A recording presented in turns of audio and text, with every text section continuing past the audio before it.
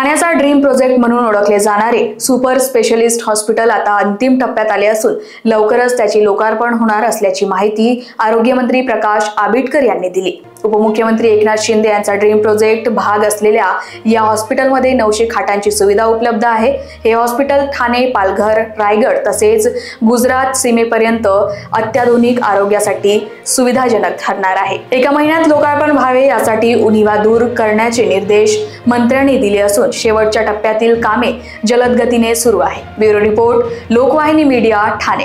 ठाण्याचे सुपुत्र शिवसेनेचे मुख्य नेते आदरणीय एकनाथजी शिंदे साहेब यांचा ड्रीम प्रोजेक्ट म्हणून ज्याच्याकडे बघितलं जाते तो ठाण्याचं सिव्हिल हॉस्पिटल आणि सुपर स्पेशालिटी हॉस्पिटल या कामाची गती आदरणीय साहेब मुख्यमंत्री असताना सुरू झाली आणि अतिशय वेगाने हे काम सुरू आहे। काम अंतिम टप्प्यात आहे। आज सुद्धा आरोग्यमंत्री म्हणून मी येथे येत असताना एका महिन्याभरामध्ये याचं लोकार्पण कसं करता येईल, त्यासाठी काय उणीव आहेत, अजूनही किती गतिमान काम करायला पाहिजे, याच उद्देशाने इथं आलोय।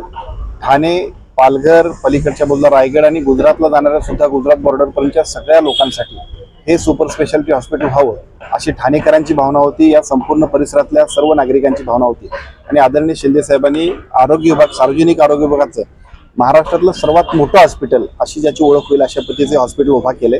काम गतीनं सुरू आहे।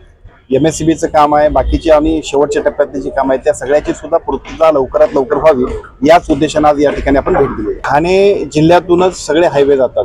आपण बघितलं असेल, गुजरात हायवे असेल, कोकणला जोडणारा रस्ता असेल, पलीकडे लोणावळ्याकडून तिकडे जाणारे रस्ते असतील, या सगळीकडे जाणाऱ्या रस्त्यांपासून साहजिकच ऍक्सिडेंटच्या वेळेला सुद्धा हेलिपॅड इथं उपलब्ध असावं ही सुद्धा कन्सेप्ट इथल्या सगळ्या ठाणेवासियांची होती। त्यामुळे हेलिपॅड सुद्धा इथं उभा केलेला आहे आणि मला असं वाटतं की या सगळ्याचा उपयोग भविष्यकाळात सर्व नागरिकांना होणार आहे। सर, आरोग्याच्या दृष्टीने ठाणे जिल्ह्यातले जे रुग्ण आहेत ते मोठ्या प्रमाणात आहेत, त्यांची कशा प्रकारे सोय 960 बेड्स आहेत, अतिरिक्त बेड्स काही वाढवण्याची तरतूद काही आपण केलेली आहे? मुळातच 350 बेडचं पूर्वीच हॉस्पिटल होतं आणि आता आपण 900 बेडवर निघालो। त्यामुळे या सगळ्या गोष्टींची पूर्तता निश्चितपणे होणार आहे। पण त्याचबरोबर सुपर स्पेशालिटी ही सुद्धा साहेबांची संकल्पना आहे आणि सुपर स्पेशालिटीच्या माध्यमातून शहरातल्याच नव्हे तर संपूर्ण 3-4 जिल्ह्यातल्या सगळ्या लोकांना रेफरल सर्व्हिसेस जे आहेत, आज सुद्धा बऱ्याचशा लोकांना मुंबईला जावं लागतं, या सगळ्या गोष्टी इथंच थांबतील, लोकांना खूप चांगल्या पद्धतीनेचा फायदा होईल। याच उद्देशाने या ठिकाणी या सुपर स्पेशालिटी ठाणे सिव्हिल हॉस्पिटलची आपण सुरुवात, या सगळ्या हॉस्पिटलचा उपयोग सर्वार्थानं इथल्या लोकांना होणार आहे। आपण बघितलं असेल, याच्यापूर्वी GNM आणि ANM साठी सुद्धा इथं नर्सिंगचे कोर्सेस आहेत।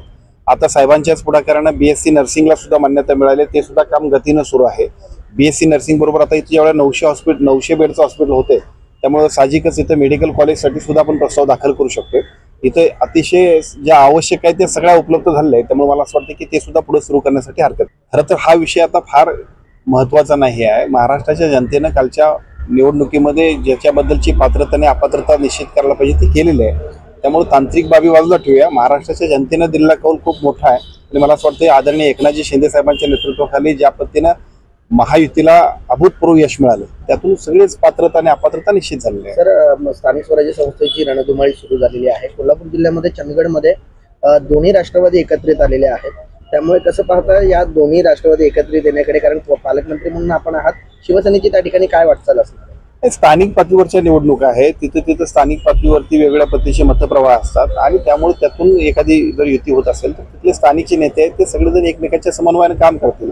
आमची भूमिका एवढीच आहे की महायुतीच्या वतीनं सर्वत्र एकत्रित समन्वय असावा आणि या समन्वयाच्या माध्यमातून कोल्हापुरातच नव्हे तर महाराष्ट्रात सर्वत्रच महायुतीच्या माध्यमातून सर्व ठिकाणी नगरपालिका असतील, जिल्हा परिषद असतील अथवा उद्याच्या होणाऱ्या महानगरपालिका असतील, इथं महायुतीचा झेंडा फडकावा। हा त्यांचा अजेंडा आहे किंवा त्यांनी ठरवलेला विषय आहे। मला असं वाटतं की आम्ही सगळेजण सत्तेत एकत्रित आहोत। महाराष्ट्राच्या राजकारणामध्ये कालचंच नव्हे तर गेल्या 5-10 वर्षांमध्ये ज्या पद्धतीनं महायुतीचं सरकार काम करते ते अजूनही पुढे चांगल्या पद्धतीने काम करण्यासाठी मुळातच शिवसेना, भाजप आणि राष्ट्रवादी आदरणीय अजितदादांची हे जे काही कॉम्बिनेशन आहे ते पुढे सुद्धा निश्चितपणे चालणार आहे। नाही, माझी आपल्याला तेच सांगणं आहे आता की स्थानिक पातळीवरती छोटी मतमतांतर असतात, शेवटी महायुती म्हणून आम्ही सगळेच जण ह्या सगळ्या युतीमध्ये समन्वयानं काम करावं अशा पद्धतीची अपेक्षा ठेवून आहोत।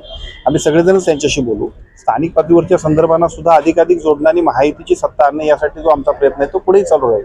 नाही, खरं तर शहरामध्ये ज्या पद्धतीने काल बिबट्या घुसला, पुण्यामध्ये सुद्धा तीच परिस्थिती उद्भवली, हा थोडासा चिंताजनक विषय आहे। सुप्रीम कोर्टाच्या गाईडलाईन्स, पर्यावरणवाद्यांचं सगळं मत जरी खरं असलं तरी माणसांचं जीवन सुरक्षित ठेवणं ही सुद्धा आम्हा सगळ्यांची जबाबदारी आहे।